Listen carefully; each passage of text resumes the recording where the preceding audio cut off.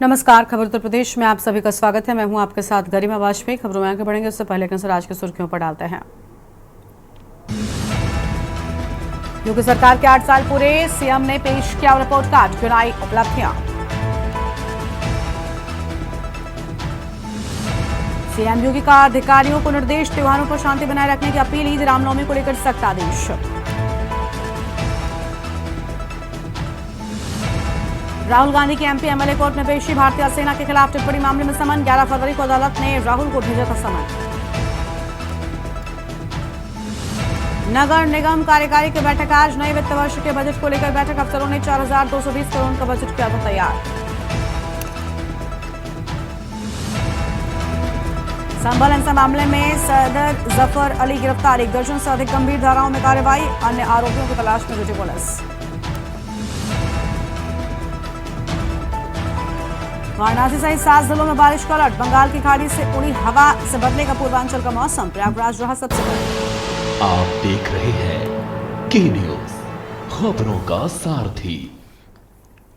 रुक करते हैं खबरों की ओर। लखनऊ से खबर है, 5 लोगों का प्रतिनिधिमंडल लखनऊ पहुंचा। बेसिक शिक्षा मंत्री संदीप सिंह से मिलने पहुंचा प्रतिनिधिमंडल। 69,000 शिक्षक भर्ती अभ्यर्थी की मुलाकात। विक्रम यादव, अमरेंद्र पटेल, कल्पना, प्रमला हसन की मुलाकात की बात सामने आई है।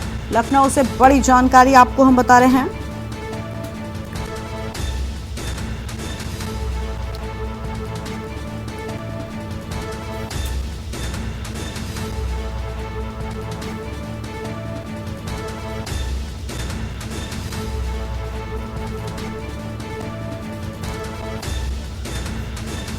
और इसी खबर पर बातचीत के लिए हमारे साथ में हमारे संवाददाता शिवा शर्मा जुड़ चुके हैं लाइव। शिवा, पूरी जानकारी क्या है आपके पास में? हम तस्वीरों में देख पा रहे हैं कि अभ्यर्थियों की मुलाकात की बात सामने आई है।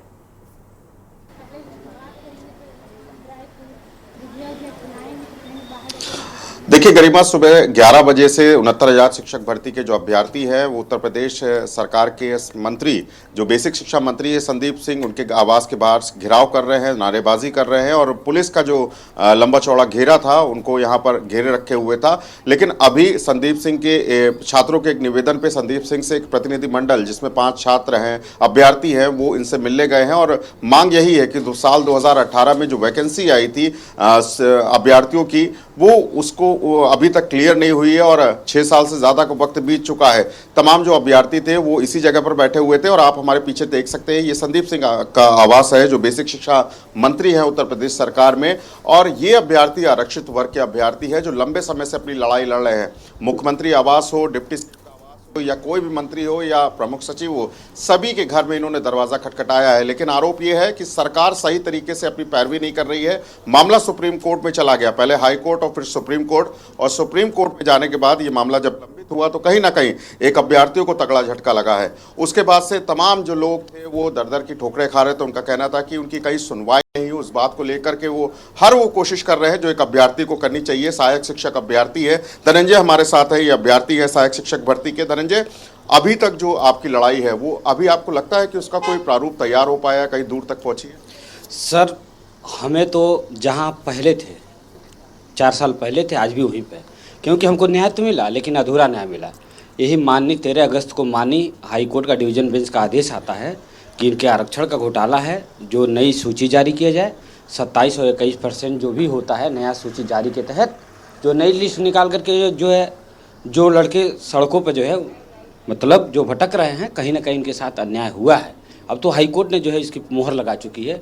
माननीय मुख्यमंत्री जी ने माना, माननीय प्रधानमंत्री जी ने माना, केशव प्रसाद मौर्य, तमाम हमारे समाज के मंत्री, अनुप्रिया दीदी से लेकर के तमाम, आशीष पटेल भैया जी, ओम प्रकाश राज, तमाम नेताओं ने बढ़ चढ़ करके जो है ट्वीट किया था कि जो है आज जो है पिछड़ों और दलितों के साथ जो है न्याय हुआ है।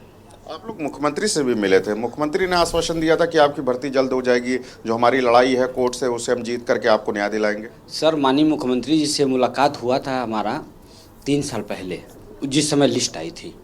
उसके बाद अभी तक आश्वासन तो तमाम नेता मंत्रियों के पास से मिल चुका है कि हम माननीय मुख्यमंत्री जी से मिलवाएंगे, लेकिन अभी तक सिर्फ हम लोग को जो है गुमराह करने का काम सिर्फ किया गया है। लेकिन अभी तक न माननीय मुख्यमंत्री जी से मिलवाया गया, नहीं हमारे मैटर में अभी तक, कल 24 तारीख को 18वीं डेट लगी है, अभी तक 17 डेटों पर मैटर टेकअप ही नहीं हुआ। जबकि सरकार सेकेंड पार्टी है, रिस्पॉन्डेंट है, लेकिन अभी तक सरकार की तरफ से कभी भी कोई अधिवक्ता मेंशन नहीं केस को कराया ताकि हमारे मेंशन को जो है टेकअप किया जाए और एक टाइम बाउंड के with in the time bound जो है मामले को सुन करके जो है इसमें न्याय किया जाए। इसीलिए आप लोग हमेशा ये आरोप लगाते आए कि आरक्षित वर्ग के लोग हैं आप लोग, इसलिए सरकार आपको एंट्री नहीं दे रही है, नौकरी नहीं दे रही है। ये आरोप कितना सही है? सर मैं आरोप थोड़ा लगा रहा हूँ, तो माननीय मुख्यमंत्री जी कहने कि आरक्षण का घोटाला हुआ है, माननीय प्रधानमंत्री जी ने कहा घोटाला हुआ है, अब तो माननीय हाई कोर्ट का डिवीजन बेंच का आदेश आ गया कि घोटाला हुआ। मैं कौन कहने वाला? मैं तो लड़ा था, मैं तो लड़ते लड़ते हम लोग को पहले तो ये लोग मानने के लिए तैयार नहीं थे, हम लोगों ने हाथ तोड़वाए, पैर तोड़वाए और उसके बाद जो 640 दिन लगातार आंदोलन में बैठे और उसके पहले भी 8 महीना आंदोलन बैठे, तब जाकर के 6800 की लिस्ट आई थी। लेकिन आज तो हमारी एक पहचान हो चुकी, जहां हमको एक विद्यालय में होना चाहिए था, लेकिन हमारी एक पहचान हो चुकी है, एक आंदोलनकारी है। बताइए, हमें नवनिहालों को भविष्य बनाना चाहिए, हमें एक शिक्षक के रूप में होना चाहिए, लेकिन आज हमारी ज़िंदगी एक जैसे नहीं होता है कि एकदम बिल्कुल बेरोजगारी में तंज का, समाज का तंज, समस्या का।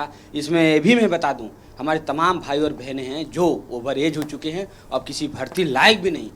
एक एक दिन, एक एक पल, जो 6 सालों का समय है सर, हम लोगों ने मिनटों काटा है, घंटों काटा है, और हम लोगों के पास इतनी शक्ति नहीं है। इसलिए माननीय मुख्यमंत्री जी से, माननीय मंत्री जी से, सभी लोग से आग्रह करते हैं, माननीय मंत्री जी कल ही डेट में ले जाकर सरकारी अधिवक्ता के माध्यम से मेंशन करा करके टाइम बाउंड करके जल्द से जल्द माननीय सुप्रीम कोर्ट से हमको जल्दी न्याय देने की कृपा करें। देखिए गरिमा, सहायक शिक्षक भर्ती में सिर्फ पुरुष ही नहीं, महिलाएं भी हैं जो दूर दराज अपने जिलों से लखनऊ आकर के प्रदर्शन करती हैं। हमारे साथ कुछ महिलाएं भी हैं, हम उनसे बात करेंगे। कहाँ से आई हैं? सीतापुर से आई हूँ। सीतापुर से लखनऊ बार बार आप आती प्रदर्शन करती है, तकलीफें बहुत होंगी कि इतने समय से आप लोग लड़ाई लड़ रहे हैं, आपको भर्ती नहीं मिल रही? तकलीफें तो हैं, बट शायद उम्मीद है कि कल पोस्टिंग हो जाएगी, लेकिन अब इस सरकार की मंशा को देखते हुए पता नहीं क्यों एक अजीब सी वो बेचैनी सी होने लगी कि सरकार पता नहीं क्यों सिर्फ झूठे आश्वासन करती है कि हम पिछले दलितों के साथ हैं, हम न्याय करते हैं। वास्तविकता में न्याय करती है या नहीं करती है, ये तो हमारे आप धरने से समझ सकते हैं कि हम इतने सालों से यहाँ धरना कर रहे हैं, सारे पात्रता मापदंड पूरे करने के बावजूद भी हम सड़कों पे घसीटे जाते हैं, नोचे जाते हैं। ये हमारा न्याय है। सरकार अगर न्याय चाहती है, वास्तविकता में न्याय करती है, झूठे आश्वासन नहीं करती है, मंचों पे झूठ नहीं बोलती है, नारी सशक्तिकरण का जो भी वादा करती है उसको पूरा करते हुए अगर वो सच में न्याय देना चाहती है, तो हम लोग की बस एक ही रिक्वेस्ट है इनसे कि वो जल्द से जल्द, कल की डेट में हमारी कोर्ट में डेट लगी हुई है कल, तो वो अपना वकील ले जाएं और मजबूती से पैरवी करें और हम लोगों के पक्ष को, अपना पक्ष मजबूती से रखें और हम लोगों को न्याय दिला के नियुक्ति पत्र दे। आपको क्या लगता है कि सरकार अपनी तरफ से लड़ाई मजबूत नहीं कर रही, इसलिए आपकी भर्ती अटकी हुई? हाँ सर, हमको तो यही लग रहा है कि सरकार नहीं जाती है, ना पैरवी नहीं कर रही है, और 7 महीने हो गए। अगर कुछ मतलब करती सरकार, जाती और वकील जाए सुनवाई करे, कुछ हो ही नहीं रहा है सुप्रीम कोर्ट में। कितनी घटनाएं हैं महिला होकर के आपको धरने में आना पड़ता है अपना घर छोड़ करके? ये घर में बच्चों को छोड़ के आते हैं, अब वहाँ कौन देख रहा होगा, कहाँ बच्चा घर में है कि बाहर घूम रहा है, तो वह कठिनाई बहुत होती है, रोज़ आना पड़ता है। पहले हम 650 दिनों तक आए, डेली आते तो कोई मतलब नहीं निकला, अब फिर आ रहे हैं।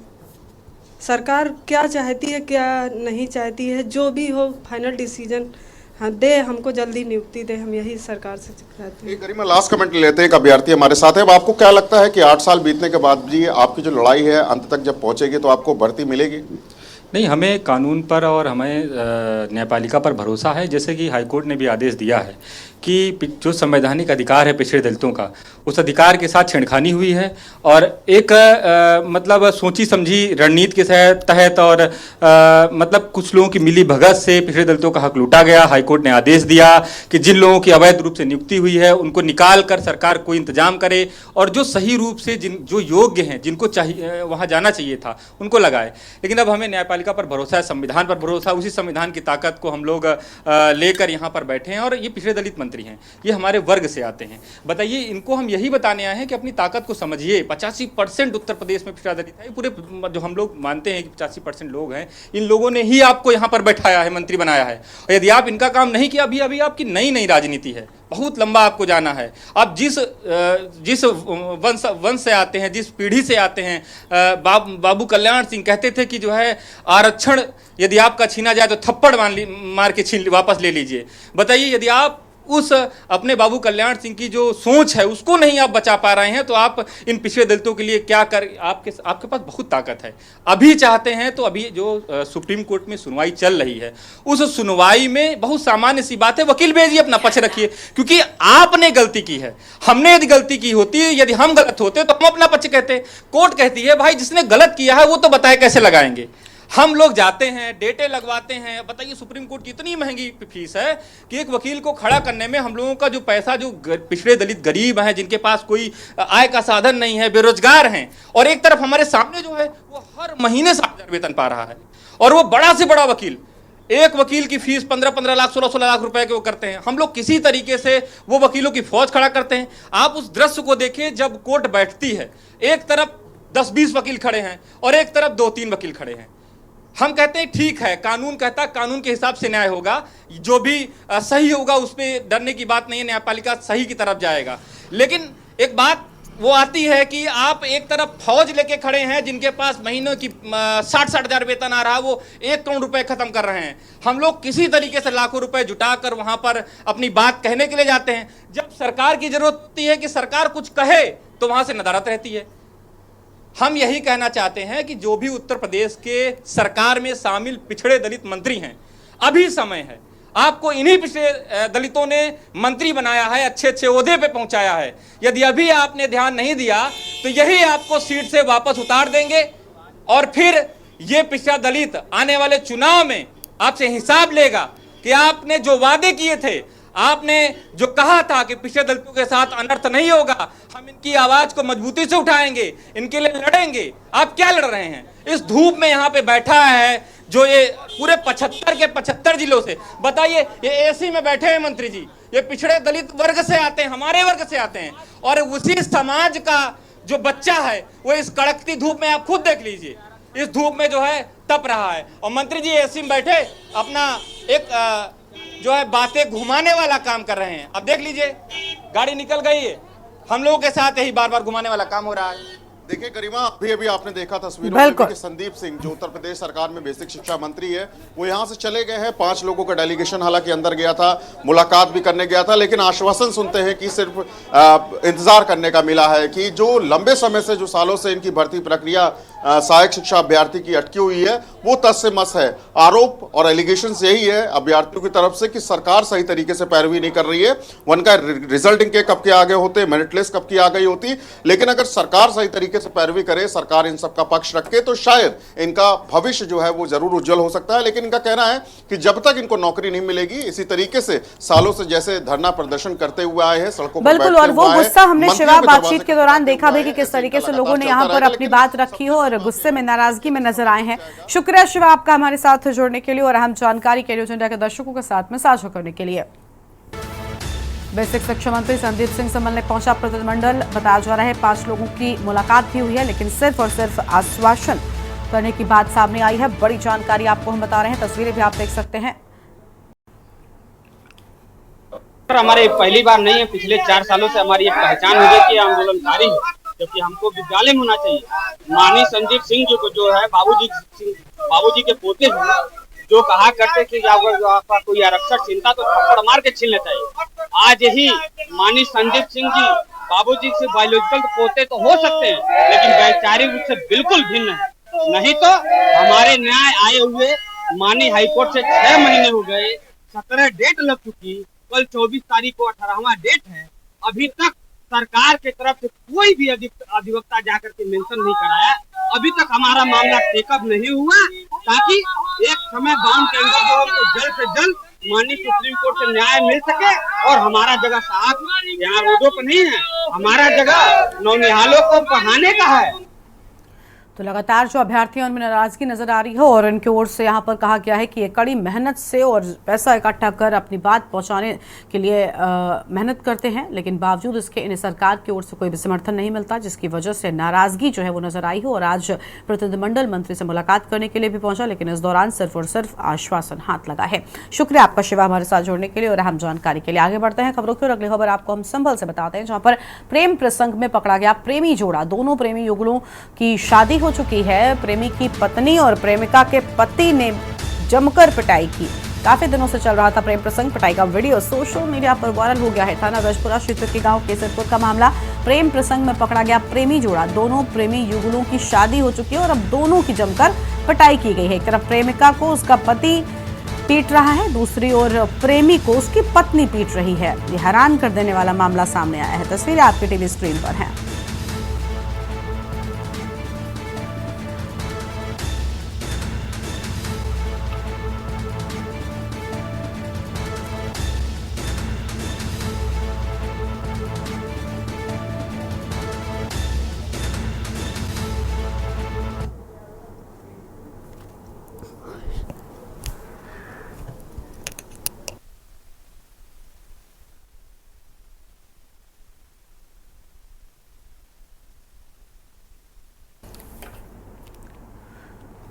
हरदोई से खबर है, जहां पर बीच सड़क पर युवक की पिटाई। पाली कोतवाली से चंद कदमों की दूरी पर मारपीट। विदा कराने आए युवक को सास वसाले ने पीटा है। पिटाई करते हुए दामाद को सास थाने से के गेट तक लेकर गई है। पिटाई का वीडियो पाली कोतवाली के पाली कस्बे का सामने आया है। तस्वीर आपको हम दिखा रहे हैं।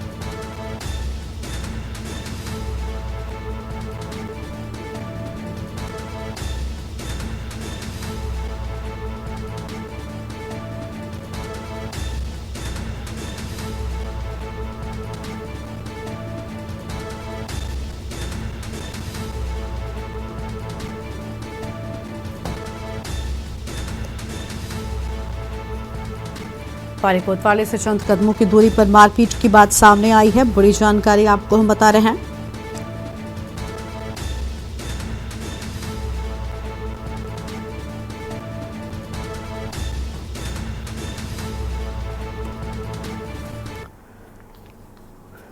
महाराजगंज से खबर है, जहां पर मां की गोद में सो रहा तुतमुहा बच्चा लापता हो गया। जंगली जानवर का शिकार हुआ। परिजनों ने जताई आशंका। काफी खोजबीन के बाद स्थानीय थाने में परिजनों ने सूचना दी। मौके पर पहुंची पुलिस जांच पड़ताल में जुटी है। नौतनवा थाना क्षेत्र के ग्राम भुतिहवा का पूरा मामला सामने आया है।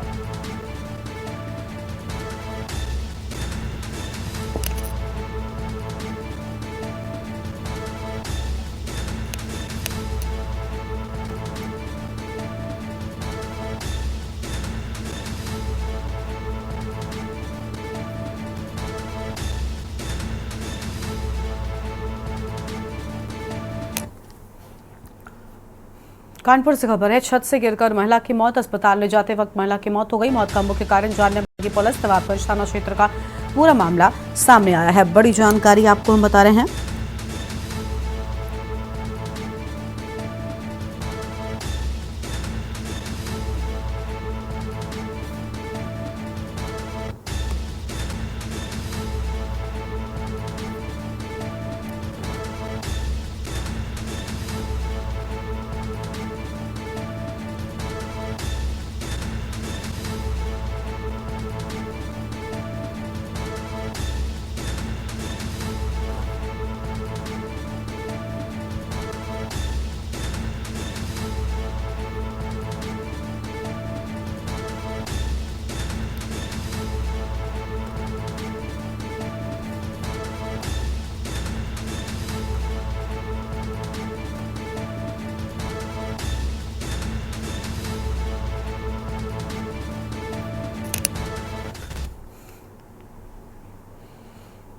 अपने बयानों से अक्सर ही चर्चा में रहने वाले उन्नाव सांसद साक्षी महाराज ने औरंगजेब की कब्र को लेकर कहा कि गुलामी के तमाम चिन्हों को मिटा दिया जाना चाहिए। साथ ही भाजपा के ही एक विधायक द्वारा केशव मौर्य को यूपी की कमान सौंपने की बात का दबी जुबान में समर्थन किया।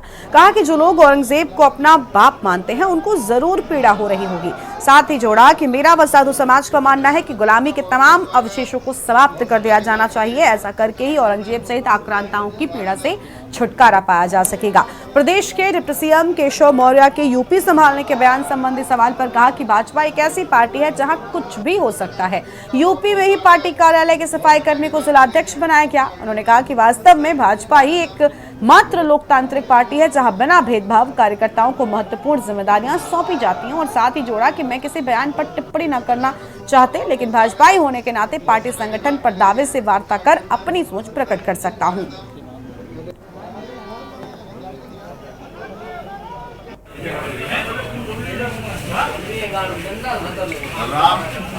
प्रभु श्री राम के मंदिर के आंदोलन के पुरोधा, जिनकी सीधी बात भगवान श्री राम से होती थी, जो माननीय कल्याण सिंह जी सभी माननीय अटल जी के नेक्स्ट अटल जी गिरे जाते थे, उनके जाने के बाद कुछ स्थान रिक्त जैसा हो गया था। आपको परिचय कराने की आवश्यकता नहीं है, आपने सब स्थिति हमारी देखी है। माननीय कल्याण सिंह जी के उसी वर्चस्व को कायम रखने के लिए, पार्टी के लिए, राष्ट्र के लिए एक नया संगठन खड़ा किया हम लोगों ने, अखिल भारतीय लोधी कल्याण महासभा। उसका आज मैनपुरी में एक बड़ा सम्मेलन है गाँव में, उसी के लिए हमें यहाँ से निकलना था। कैलाश जी ने कहा कि हमारे दरवाजे के सामने से निकलिए, और ये रास्ता ही वहाँ से है तो निकल के कहाँ से जाएंगे। माननीय बेसिक शिक्षा मंत्री माननीय संदीप सिंह जी भी लखनऊ से आ रहे थे, हम लोगों का रास्ता थोड़ा थोड़ा। अमरोहा से खबर है, जहां भारतीय किसान यूनियन के राष्ट्रीय प्रवक्ता राकेश टिकैत आज अमरोहा पहुंचे। उन्होंने दिवंगत किसान नेता स्वर्गीय ध्यान सिंह की श्रद्धांजलि सभा में भाग लिया। इस मौके पर गांव खंडसाल कलम में बड़ी संख्या में किसान नेताओं और समर्थकों का जमावड़ा लगा। किसान नेताओं ने कृषि और किसानों से जुड़े मुद्दों पर मंथन किया, सरकार से लंबित मांगों को पूरा करने की अपील भी कर डाली है।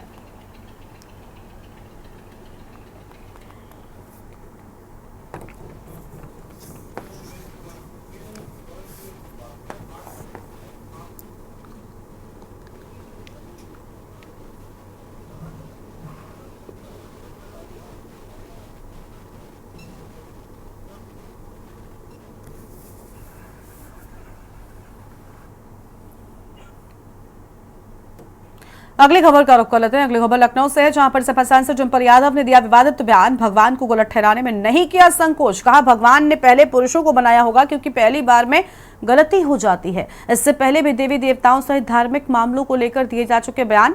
भाजपा सपा नेताओं पर तुष्टीकरण के लिए बयानबाजी करने का लगाते रहते हैं आरोप, इसलिए सपा अध्यक्ष की सांसद पत्नी को लेकर भाजपा के हमलावर होना तय माना जा रहा है।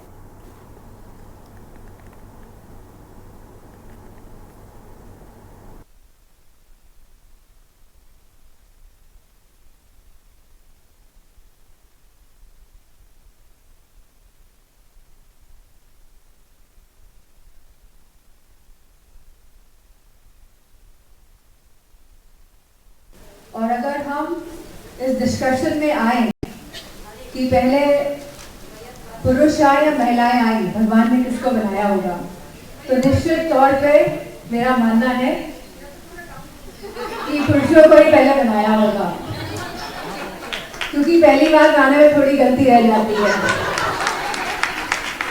लेकिन दूसरी बार भगवान ने महिलाएं बनाई हैं और जो कैपेबिलिटी महिलाओं को दी है और जिस तरह से वो अपने पहली बार तो परिवार में जन्म लेती हैं और फिर वो दूसरे परिवार में जाके पूरे परिवार को संभालती हैं, और अगर वो प्रोफेशन में आ जाए तो परिवार को संभालने के साथ वो अपने सपनों को भी पूरा करती हैं कहीं ना कहीं।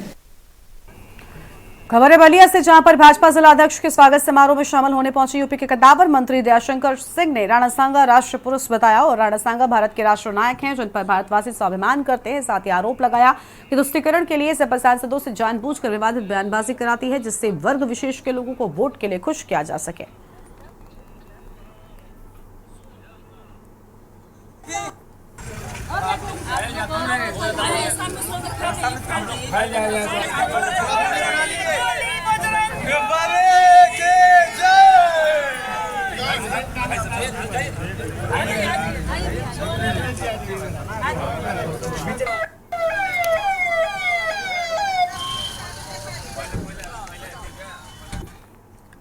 अगली खबर है सुल्तानपुर से, जहां पर शहर के दरियापुर मोहल्ले में विधवा के साथ मारपीट करने को लेकर 2 नंदू सहित 8 ससुराली जनों के खिलाफ एफआईआर दर्ज की गई है। और तहरीर में पीड़ित के भाई प्रयागराज के मवैया निवासी मोहम्मद दानिश की तहरीर ने संपत्ति हड़पने के लिए उत्पीड़न का आरोप लगाया। पुलिस ने रिपोर्ट दर्ज कर मामले की जांच शुरू कर दी है।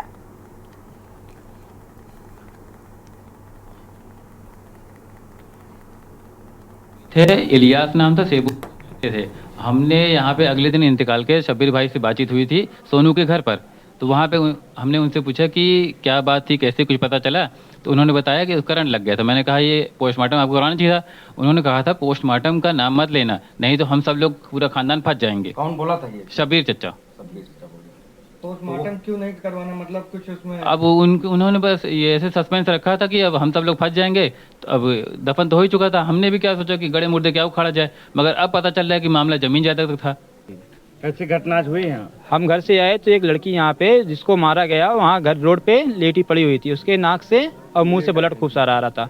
और अब आने के बाद यहाँ पे पता चला कि 5-6 लोग उसको मिलके बहुत ज्यादा मारे हैं। काफी दिन से लड़ाई झगड़ा चल रहा है, तो हमने कहा इनका घर का मैटर है, तो हम लोग क्या बोले। मगर आज जो है लड़की बाहर आ गई, मारे पीटे जब बाहर आ गई तो बाहर किसी की इज्जत रुसवा होना अच्छी चीज नहीं है। इसीलिए हमने बोला, फिर जो भी हुआ है आप लोग जाने, काफी यहाँ पे लड़ाई हुई। लड़की को ऐसे मार दिए, उसके मुंह से नाक से ब्लड आ रहा है। अब पता नहीं बचे या ना बचे, वो अल्लाह बेहतर जाने। जब वो बाहर आई तो मैंने बोला और मोहल्ले वाले भी बोले, घर में इनके चल रहा था तो हमने कहा घर का मैटर है भाई, वो लोग जाने। मगर जब लड़की बाहर आ गई तो तकलीफ हुई, तो इसलिए मैंने जो है 12-10-90 पे कॉल कराया। उसके बाद जो है एम्बुलेंस का, तो उसके बाद जो है ये सब हुआ है।